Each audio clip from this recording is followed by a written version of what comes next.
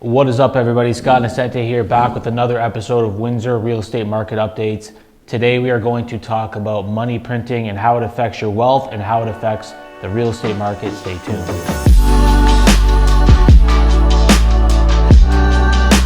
Over the past 2 years, the government has printed anywhere between 20 and 40% of the money supply ever created in the history of the world. That is a whole lot of money in a very short period of time. When the government prints money, it impacts your wealth, it impacts housing prices, it impacts asset prices. And if you don't understand what's happening, you are likely to get very burned. So when the government prints money, three major things happen. You need to understand this. Number one, when the government prints money, it makes the value of your money worth less.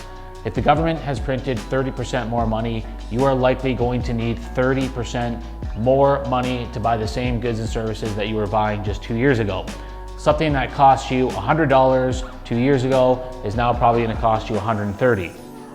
Number two, when the government prints money, that floods the system with dollars, and those dollars, I always tell people, will always find their way into assets. Assets in the form of businesses, assets in the form of real estate, assets in the form of stocks, and assets in the form of other hard assets like gold. So when you have a limited supply of these assets and a lot more money chasing after them, it's going to push those asset prices higher. Number three, the most impacted portion of goods that you're going to see a rising value in are the ones that are limited. You have way more money in the system, you have a limited supply of certain goods. Those limited supply assets are going to rise faster than the rest of the market. For instance, housing is a great example. It's very difficult to build. We are short labor, we are short materials, we are short land, and you can't keep up the supply with the amount of demand. So real estate is suffering from two things. Number one, an increase in the money supply and an increased number of people chasing after the limited asset. And number two, as we all know, Canada is in a chronic housing shortage. And number three, your money is now worth less, which means you need more of it to buy the same house that you were buying just a couple years ago.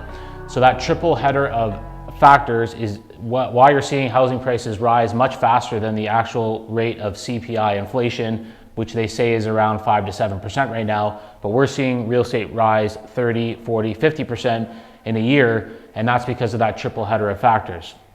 So guys, you need to understand inflation, you need to understand money printing, and you need to do things to counterbalance it, or you are going to be left behind financially. You will never be financially free. And this is stuff that I'm just learning now. I hope I can pass it along to you guys so you can understand what's happening in the market, why prices are rising so quickly. You cannot look at the prices of goods, services, and assets in terms of 2019 or 2020 money. Our money has been devalued, your buying power has been devalued. You need more of it to buy the same goods and services that you did before. Thanks for tuning in, guys. I hope this helped. We'll see you on the next one.